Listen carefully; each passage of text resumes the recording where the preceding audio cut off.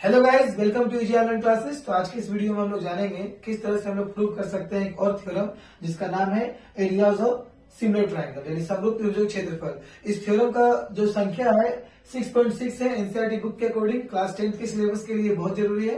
बाकी ये conceptual theorem है जो आपको आगे के मैथमेटिकल टॉपिक्स को सॉल्व करने में काम देगा। ट्रायंगल चैप्टर से ये रिलेट करता है। एनसीईआरटी क्लास 10 का बुक चैप्टर 6 ट्रायंगल से ये बहुत ज्यादा मैच करने वाला टॉपिक है जो एक थ्योरम है यानी हिंदी में से प्रमेय कहते हैं। तो इस प्रमेय को हम लोग सिद्ध करेंगे क्या है नहीं है। स्पेशली अगर आप जेक बोर्ड से बिलोंग करते हो तो इस पे जरूर कंसंट्रेट कीजिएगा। ये आपका एग्जाम में 5 मार्क्स को पूछा जाएगा लॉन्ग क्वेश्चन आंसर में। अदरवाइज आप सीबीएसई बोर्ड आईसीएसई बोर्ड के हो तो ये कॉन्सेप्ट आपको काम देगा। अगर आप इसको क्लियर करना चाहते हैं कॉन्सेप्ट को ये क्या है तो इस वीडियो को देखते रहिए और समझिएगा। चलिए तो शुरू करते हैं हम लोग। सबसे पहले जैसा लिखा हुआ है इसमें थ्योरम का डेफिनेशन में, prove that the ratio of the areas of two similar triangles is equal to the square of the ratio of their corresponding side। यानी कि हिंदी में देखें तो सिद्ध कीजिए कि दो समरूप त्रिभुजों के क्षेत्रफलों का अनुपात उनके अनुपात इसकी संगत भुजाओं के अनुपात के वर्गों के बराबर होता है। ठीक है, तो ये हम लोग डेफिनेशन से फिगर बनाएंगे, फिगर से हम लोग स्टेटमेंट लिखेंगे, स्टेटमेंट से प्रूव करेंगे। तो आप लोग सिर्फ समझिएगा और कहीं कोई समस्या हो तो कमेंट बॉक्स में कमेंट कीजिएगा और इम्प्रूवमेंट इसमें अगर कुछ करना होगा तो हम और एक वीडियो का माइंड में बनाकर जरूर कर देंगे। तो चलिए शुरू करते हैं सॉल्व करने के लिए। तो अगर आपने इससे पहले का एक थ्योरम देखा होगा तो आपको पता होगा सॉल्व करने का सबसे पहला मेथड होता है फिगर को समझना। तो जैसे इसमें लिखा हुआ है हम लोग के पास areas of two similar triangle, यानी ये लाइन बहुत जरूरी है कि हमारे पास दो सिमिलर ट्रायंगल होने चाहिए। हिंदी में भी लिखा हुआ आपको दो समरूप त्रिभुजों के क्षेत्रफलों का अनुपात, यानी कि यहाँ पे दो समरूप त्रिभुज बहुत जरूरी है। तो हम लोग दो ट्रायंगल्स बनाते हैं जो सिमिलर दिखते हो यानी कि समरूप हो। तो आपको पता होगा समरूप त्रिभुजों में खासियत ये होता है कि कोई ट्रायंगल बड़ा कोई ट्रायंगल छोटा हो सकता है, बस ये दिखने में कैसे लगने चाहिए, समरूप यानी दिखने में सिमिलर होने चाहिए। तो अगर हम यहाँ पे दो समरूप त्रिभुज ए बी सी बना दे और एक पी क्यू आर बना दे तो हम कह सकते हैं कि दोनों त्रिभुज दिखने में सेम लग रहा है यानी कि समरूप है यानी सिमिलर है। तो हम लोग के पास अभी तक कुछ खास तो गिवन नहीं हुआ। हम लोग कह सकते हैं कि शुरुआत का टॉपिक ही गिवन है हम लोग का। ठीक है, हम लोग इसे हिंदी में कहेंगे दिया है। तो हमारे पास क्या दिया हुआ समझिएगा। तो हमारे पास सिर्फ इतना दिया हुआ है कि दो ट्रायंगल सिमिलर यानी हम लोग गिवन मिल सकते हैं triangle ABC is similar to triangle PQR। That means त्रिभुज ABC समरूप है त्रिभुज PQR का। सिर्फ इतना क्वेश्चन में बोला है दो समरूप त्रिभुज इसलिए। अब आगे जो ये बोल रहा है वो प्रूव करने बोल रहा है क्या कि इनके क्षेत्रफलों का अनुपात areas of their triangles is equal to the square of the ratio of their corresponding side. इसको एक ही तरह से समझते हैं। तो पहले हम लोग हेडी दे देते हैं कि हम लोग पास जो गिवन था वो तो हम लिख दिए, हम लोग पास क्या प्रूव करना है ये क्लियर कर लेते हैं। ठीक है, तो हम लोग जो प्रूव करना है उसको हेडी देते थे कल की तरह यानी पिछले वीडियो की तरह, टू प्रूव यानी कि सिद्ध करना है। ठीक है, अगर आप इस टाइप से लिखते हो स्टेटमेंट तो बेनिफिट आपको होगा ही होगा। स्टेटमेंट का तरीका बेटर होता है ये जिसमें आप लोग क्लियर कर देते हो कि तो हम लोग को सिर्फ क्या करना है, area of ABC by area of PQR is equal to AB by PQ का होल स्क्वायर बराबर BC बाय QR का whole square is equal to AC by PR का ऑल्सो होल स्क्वायर। तो इसको सिद्ध करने के लिए हम लोग समझ गए कि एरिया चाहिए मतलब हम लोग को ट्रायंगल में परपेंडिकुलर पता होना चाहिए। तो हम लोग कंस्ट्रक्शन कर दिए कि इस त्रिभुज में BC पर AD लंब है, इस त्रिभुज में QR पर PS लंब है, हिंदी में दोनों। ठीक है, अब हम लोग क्या करेंगे, हम लोग जो चाहिए उसका रेशियो निकाल लेंगे। हमको एरिया ABC PQR का रेशियो चाहिए तो लिख दिए है area ABC by area PQR का रेशियो। एरिया ABC का formula half into base into height. Base क्या है BC, हाइट क्या है AD। इसी तरह से नीचे किए सॉल्व किए तो हम लोग सिर्फ 1/2 कैंसिल हुआ दोनों तरफ। जो बच गया उसको हम लोग थोट लगाए कि ये तो हम लोग चाहिए बट इसके जगह पे हम लोग क्या चाहिए, देखिए ये चाहिए और इसकी जगह पे हमको ये चाहिए। That means AB by PQ का होल स्क्वायर चाहिए एक पूरा जगह पे। तो AB बाय PQ का होल स्क्वायर चाहिए मतलब AB बाय PQ दो बार चाहिए हम लोग को और किसी जगह पे चाहिए BC by QR into AD by PS। अब हम लोग समझ गए कि हमको AB by PQ BC by QR के इक्वल लाना होगा और AB by PQ AD by PS के इक्वल लाना होगा। इसको इक्वेशन मान के छोड़ दिए और जो दिया हुआ था उसको यूज किए। Since triangle ABC similar to triangle PQR question में गिवन है ये, तो हम लोग कह सकते हैं इसके भुजाओं का अनुपात आपस में बराबर होगा। इस किस कारण से, तो S कसौटी से यानी क्राइटेरिया से ये रूल होता है। अब AB by PQ BC by QR और AC बाय PR बराबर हो गया। इन तीनों के इक्वेशन यूज करके हम लिख सकते हैं कि AB बाय PQ इसके बराबर हो गया BC बाय QR का। तो इसको उल्टा लिख दिए BC बाय QR जाकर लिख देंगे AB बाय PQ इक्वेशन 2।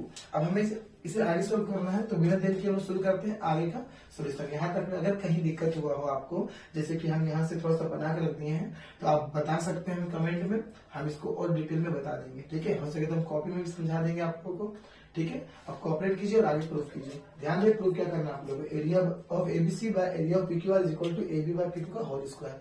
क्योंकि आपको 3 चीज प्रूव करना है, तो आप ध्यान दोगे सिर्फ और सिर्फ किस पर कि स्टार्टिंग का एक ये प्रूव हो गया तो आगे सिमिलरली प्रूव हो ही जाएगा। तो हम लोग इतना प्रूव करके सिमिलरली लिख देना है, ठीक है, यानी दिमाग में बैठ गया एबी बाय एबीसी का एरिया बाय पीक्यूआर का एरिया एबी बाय पीक्यू का होल स्क्वायर लाना है। हम आपको कॉन्सेप्ट भी बता दिए हैं कि कैसे आएगा, तो ये दोनों एरिया की जगह पे यहाँ भी AB by BC, AB by PQ, यहाँ भी एबी बाय पीक्यू लाना है, ठीक है। तो यहाँ तक आप लोग नोट कर लीजिए, स्क्रीनशॉट ले लीजिए या पॉज करके वीडियो को उतार लीजिए, फिर आगे समझिएगा, ठीक है। चलिए, तो फिगर तो हम इरेज नहीं करेंगे, अब फटाफट हम लोग बाकी सब इरेज करके इसको बना लेते हैं।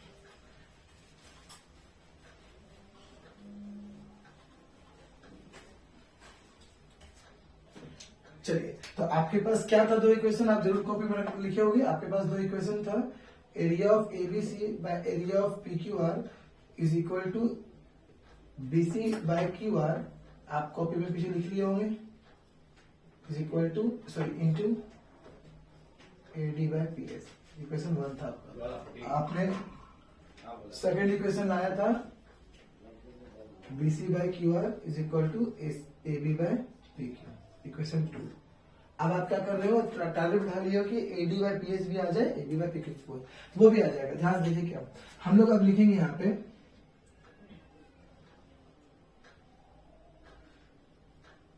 यानी कि अब क्लियरली का मतलब होता है पूरी तरह। अब संभवतः हम लिख देते हैं समझने के लिए, संभवतः यानी कि अब हम लोग दिख रहा है कि अगर हमको एडी बाय पीएस के जगह पे एबी बाय पीक्यू चाहिए तो कौन सा 2 ट्रायंगल चुनना पड़ेगा, एक ये ट्रायंगल जिसमें एडी भी आ रहा है और एबी भी आ रहा है। देखिए एडी और एबी चाहिए, ठीक है, और इसमें हम लोग का पीक्यू एस लेना पड़ेगा ट्रायंगल, जिसमें पीक्यू भी आ जाएगा पीएस भी आ जाएगा। आपको चाहिए पीएस और पीक्यू चाहिए, ठीक है, हल्का सा कॉन्सेप्ट समझिएगा। तो हम लोग कह सकते हैं कि यहाँ पे जो ट्रायंगल है ए डी बी वो सिमिलर है ट्रायंगल पी एस क्यू का। क्यों, तो आपको पता होना चाहिए कि ये ट्रायंगल में यहाँ पे एंगल 1, यहाँ पे एंगल 2 इक्वल है आपस में 90 डिग्री, और चूंकि ये पूरा ट्रायंगल इसका सिमिलर था तो इसका पास जो एंगल होगा मान लीजिए 3, वो इसके पास एंगल 4 के इक्वल होगा। या फिर आप ऐसे समझ सकते हो कि 2 ट्रायंगल सिमिलर है तो उसके परपेंडिकुलर कारण जो उसके पार्ट्स वाला ट्रायंगल होगा वो भी सिमिलर होगा। तो ये 2 एंगल के कारण हुआ, तो इसको हम लोग बोलेंगे बाय ए क्राइटेरिया, यानी कि ए समरूपता से, ठीक है। जब ये दोनों ट्रायंगल सिमिलर हुआ था, थोड़ा देर पहले आप लोग बताया जब ट्रायंगल सिमिलर हो तो उसके भुजाओं का अनुपात बराबर, तो हम इसमें से भुजा लेंगे ए बी, इससे लेंगे पी क्यू, इससे लेंगे हम लोग ए डी, तो इससे लेंगे हम लोग पी एस।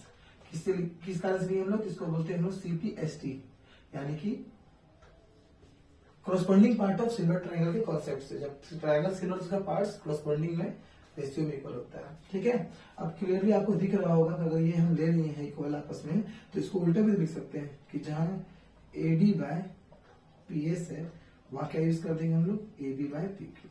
यही आपका थर्ड थ्योरम है। अब आप लोग केवल थोड़ा सा एक लाइन लिखिएगा, काम बन जाएगा।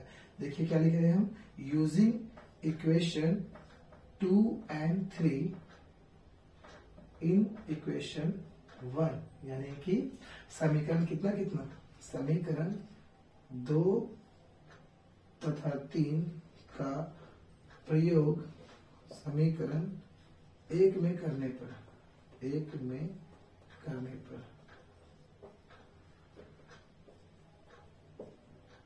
चलिए अब हम लोग इसको दिखाते हैं कैसे प्रयोग करेंगे। जैसे कि आपको दिख रहा था कि आपका पहले से क्या लिखा हुआ था, एरिया ऑफ इक्वेशन 1 में ABC by area of PQR इसके इक्वल था बीसी बाय क्यूआर के इंटू एडी बाय पीएस के इक्वल। बट आप इसको यूज कर रहे हो तो आप लिख सकते हो कि यही एरिया का रेशियो जहां बीसी बाय क्यूआर है वहां पे इक्वेशन 2 से हम लिखेंगे एबी बाय पीक्यू, और जहां एडी बाय पीएस वहां इक्वेशन 3 से लिखेंगे फिर से एबी बाय पीक्यू।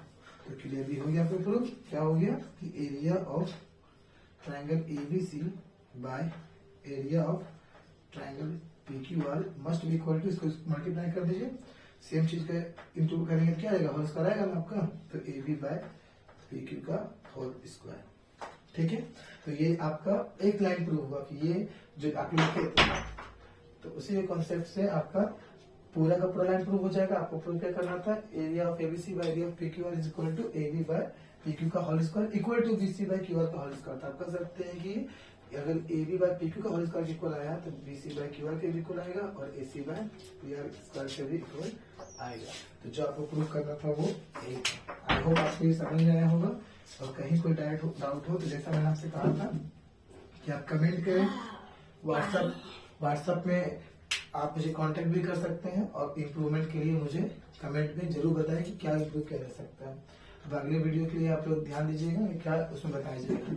अगला वीडियो आपका पाइथागोरस थ्योरम और उसका इनवर्स के ऊपर होगा, यानी कि पाइथागोरस प्रमेय उसका विलोम के ऊपर। तब तक इसे आप नोट कर लीजिए, दोनों वीडियोस को मिलाकर जरूर देख लीजिए। Thanks for watching.